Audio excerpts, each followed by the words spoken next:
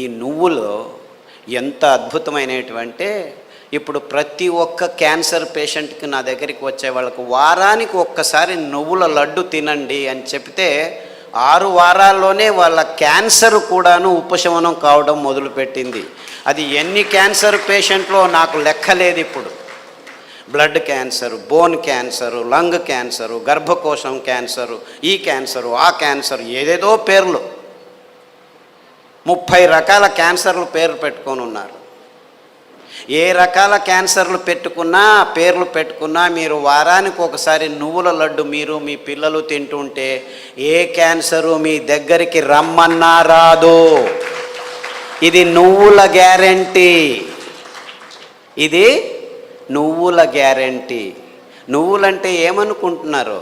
కానీ డాక్టర్లు ఏం చెప్పారంటే 1990స్లో నువ్వుల నూనె తాగుతున్నావా నల్లగా అయిపోతావు, కొబ్బరి నూనె తాగుతున్నావా కొలెస్ట్రాల్ వస్తుంది, వేరుశనగ నూనె తాగుతున్నావా అఫ్లోటాక్సిన్స్ నరాల దౌర్బల్యం వస్తుందని చెప్పి మన పదార్థాలని ఎందుకు పనికిరావని చెప్పి ఈ విజ్ఞానులు, ఈ సైంటిస్టులు, ఈ పెద్ద పెద్ద ఇన్స్టిట్యూట్ వాళ్ళు వందల వేల ఆర్టికల్స్ రాసేసి మన పదార్థాలని మనమే చీదరించుకునేట్టు చేసేసారు.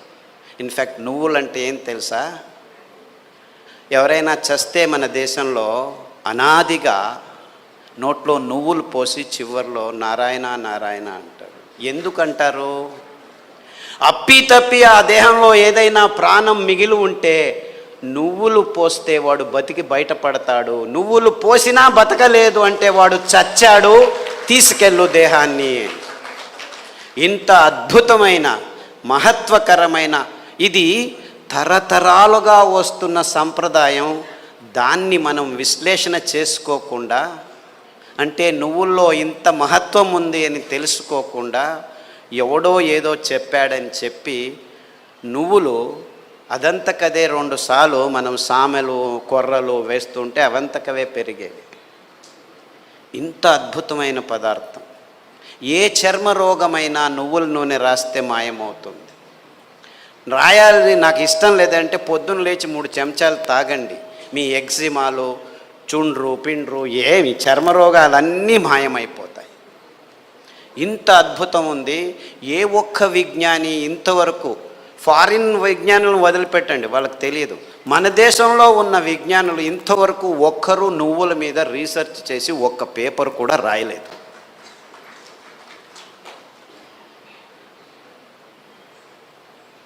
అంటే ఒక్కరు కాదు, వందల వేల మంది మైగ్రేన్ హెడేక్స్ ఉన్న వాళ్ళు ఈ నువ్వుల్ని, ఇంకా నేనేమి చెప్పట్లేదు మీకు, వరి నువ్వుల గురించే చెప్తున్నాను. చూసి నువ్వులు ఎలా పెరుగుతాయి? ఊరికి అలా పారేస్తే పెరుగుతాయి.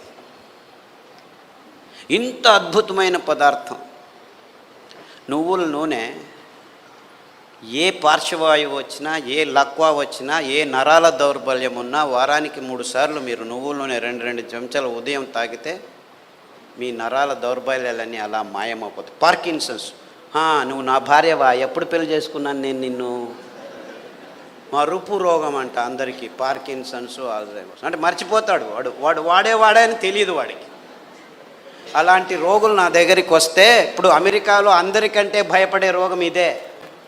వాళ్ళకి క్యాన్సరు, డయాబెటీస్ అంతా మామూలు అయిపోయాయి, బతకడం నేర్చుకుంటున్నారు దానిలతో. కానీ పార్కిన్సన్స్తో బతికేది, బతుకుతున్నానని కూడా తెలియదు వాడికి. ఇలాంటి భయంకరమైన రోగాలు వస్తే 1 వారం కొబ్బరి నూనె, 1 వారం నువ్వుల నూనె, 1 వారం వెర్రి నువ్వుల నూనె అని ఇంకొకటి ఉంది. వెర్రి నువ్వులని తెలుసా? దానికి పేరు ఎందుకు పెట్టారు వెర్రి నువ్వులని? నీకు వెర్రి ఉంటే ఈ నువ్వుల నూనె తాగితే వెర్రి కూడా బాగా అయిపోతుంది. I'm not joking, I'm very serious. చాలామంది పిల్లలు బుద్ధిమాంద్యులుగా పుట్టి వెర్రిగా ఆడుతుంటే అక్కడ ఇట్లా చూస్తూ ఉంటే వాళ్ళకి వెర్రి నువ్వుల నూనె, కొబ్బరి నూనె తాపిస్తూ దానికి తోడు సామెలు అరికలు తినిపిస్తూ ఉంటే 3 నెలల్లో బాగా కూర్చొని నేను స్కూల్కి వెళ్తానని చెప్పి ఇప్పుడు 10వ తరగతిలో ఫస్ట్ క్లాస్ వచ్చిన వాళ్ళు 18 మంది ఉన్నారు నా దగ్గర. అంటే పెద్దవాళ్ళకు వెర్రి ఉన్నా కానీ ఈ పార్కిన్సన్సే బాగా అవుతుంది. రాసేదానికి కావట్లేదు, సంతకం పెడితే బ్యాంకు వాళ్ళు చెక్ను రెస్పెక్ట్ చేయడం లేదని వందల వేల మంది నా దగ్గరికి వస్తే, వందల వేల మంది, ఒకరు ఇద్దరు కాదు, ఈ అరికలు సామెలు కొర్రలు తినిపిస్తూ ఈ నువ్వుల నూనె, వెర్రి నువ్వుల నూనె, కొబ్బరి నూనె వారం వారం మార్చి మార్చి తాపిస్తూ పసుపు కషాయం, జీలకర్ర కషాయం, శుంఠి కషాయం తాగిస్తే 3 నెలల్లో సైన్లు చేస్తుంటే చాలా బాగుంది, ఎలా తయారయ్యారు మీరు అని బ్యాంకు వాళ్ళు అడుగుతున్నారట. అంతకుముందు నోటరీ సర్టిఫికెట్ని తీసుకోవాలి, ఈవిడే సైన్ చేస్తుంది కానీ సైన్ చేయలేకపోతుంది, డాక్టర్ సర్టిఫికెట్ తీసుకోవచ్చు. ఇలాంటి కేసులు వందలు ఉన్నాయి. కారు నడుపుతూ ఇప్పుడు హ్యాపీగా వెళ్తున్నారు 70 years పార్కిన్సన్స్ డిసీజ్ వాళ్ళు. అంటే నేను క్యాన్సర్ గురించి చెప్పట్లేదు, that is such a silly problem, such a silly. మొన్న HIV పేషెంట్లని చాలామంది నా దగ్గరకు వస్తున్నారు, ఫోన్లలోనే వస్తారు, రారు కూడా. నాకు ఇలా ప్రాబ్లం ఉంది, ఏం ప్రాబ్లం లేదు నాయనా, నా దగ్గర రానే అవసరం లేదు, నేను చస్తున్నాను, పేషెంట్లు చూడలేక, అక్కడే ఉండు, ఫోన్లోనే చెప్తాను. ఈత ఆకు కషాయం, బిల్వాకు కషాయం, గరిక ఆకు కషాయం, బిల్వాకు అంటే మారేడాకు అంటారు, కషాయాలు తాగండి.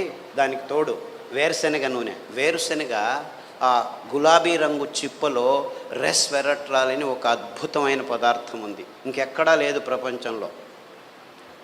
ఆ వేరుశెనగ చిప్ప, ఆ గులాబీ రంగు ఉఫ్ అని ఊపేసి లోపలికి తింటామా, అది మందు, ఇది రోగం.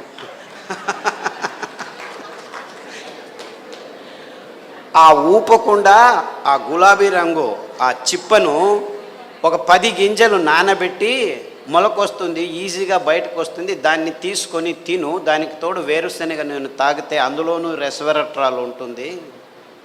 సో వేరుశెనగ నూనె, కొబ్బరి నూనె, తర్వాత అరికలు సామెలు తినిపించి ఈ కషాయాలు తాగిపిస్తే 3 వారాలకు ఒకసారి డాక్టర్ దగ్గరికి వెళ్ళి మందులకు 3,000 నుంచి 6,000 రూపాయలు ఖర్చు పెడుతున్న వాళ్ళు ఇప్పుడు 3 నెలలైనా డాక్టర్ దగ్గరికి వెళ్ళకుంటే డాక్టర్ ఫోన్ చేసి ఏమి రావట్లేదే అని అడుగుతున్నారు.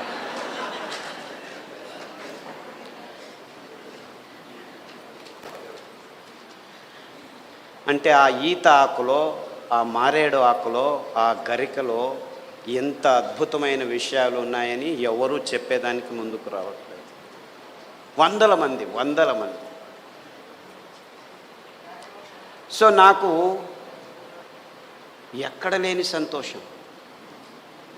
ఈ అరికల్లో, సామెల్లో, ఊదుల్లో, కొర్రల్లో, గ్యాంగ్రీన్ పేషెంట్లు అది ఎంతమందికి బాగు చేశానో నాకు లెక్కనే లేదు నాకు. I have no count. రేపు కాల్ కట్ చేస్తారంటే డాక్టర్ ఖాదర్ చెప్పాడు, చామంతి పూల కషాయం, ఆకుల కషాయం తాగండి, గడ్డి చామంతి అని ఇంకొక ఆకు ఉంది, దానికి కషాయం తాగండి, సామెలు వారంలో 3 రోజులు తింటూ మిగిలిన ధాన్యం ఒక్కొక్క రోజు తింటే 6 వారాల్లో గాయం బాగైపోయి 6 నెలల్లో 6 కిలోమీటర్లు నడుస్తున్నాను డాక్టరు, ఎంత హ్యాపీగా ఉన్నాను అని ఫోన్లు చేసి నా దగ్గర రావాల్సిన అవసరం లేదు బాబు, నేను మిమ్మల్ని చూడలేను.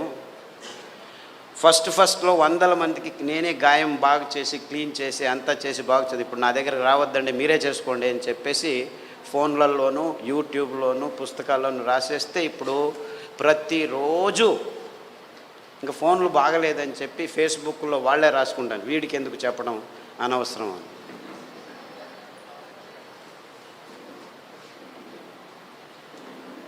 Things are very simple actually. కానీ ఈ ఎకనామిక్ మోడల్లో మొత్తం ప్రపంచమంతా జీవనం చేస్తుంది. విజ్ఞానం కూడా ఎకనామిక్ మోడల్కి వచ్చేసింది.